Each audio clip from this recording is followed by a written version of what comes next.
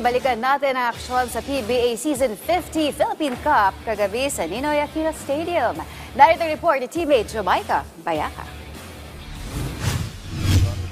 Muling nakabangon ang Converge Fiber Xers matapos ang dominanteng panalo laban sa De La Firma Jeep 125-108.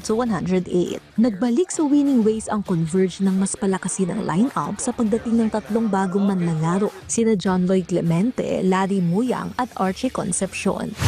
Factor na rin po na madagdag si Larry Muyang ngayon at same time, yung rest ng mga dalawang bigs namin, dalawang Justin, medyo napaganda yung rest nila. Good po. At napagbigyan tayo na makalaro na po si Larry ngayon.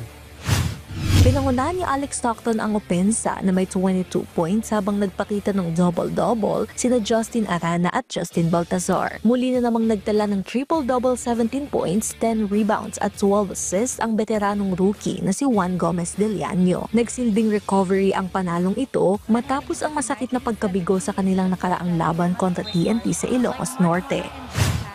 We just had to stay on the same page. So you said we came from a tough loss against TNT, and I think our mindset coming towards this game is pretty much just to bring a lot of energy and effort, and I feel like that's what we did as a whole, collectively as a team. We added more firepower off the bench. We had 3 new players, and yeah, I'm just happy we came home with a W. Sa panig ng De La Firma, umiscore ng 16 points si Jeric Ahanmisi, ngunit nabigo ang Jeep na maitawid ang panalo. Hindi nakalaro si Maverick Ahanmisi dahil sa injury, habang nagbuhos naman ng 10 points si Aljan Mariano. Samantala sa ikalawang laro, nanguna naman si Kevin Alas sa NLEX Road Warriors matapos umiscore ng 26 points para talunin ang Phoenix Fuel Masters 87-81. Muling nagbalik sa aksyon si Robert Bollig na may 9.7 rebounds at 9 assists. May double-double din si Anthony Semerad na may 11 points at 10 rebounds, habang si Richie Rivera naman ang nanguna sa Phoenix na may 22 points. Bagamat nakalapit ang Fuel Master sa 2 puntos sa huling minuto, tinapos ito ni Kevin Alas sa pamamagitan ng sunod-sunod na clutch shots para sa panalo ng NLEX.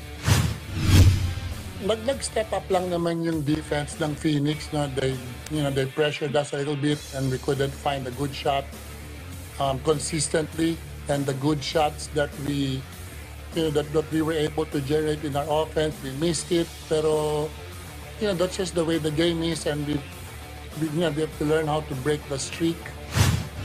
Personal goal ko para sa team namin is to be a consistent playoff team, and of course make it to the semifinals.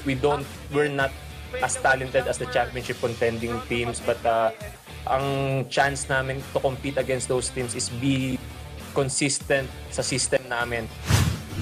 Magpapatuloy ang bakbakan sa Biyernes, October 24 sa Inates Center, Antipolo City. Jamaica Bayaka para sa Atletang Pilipino, para sa bagong Pilipinas.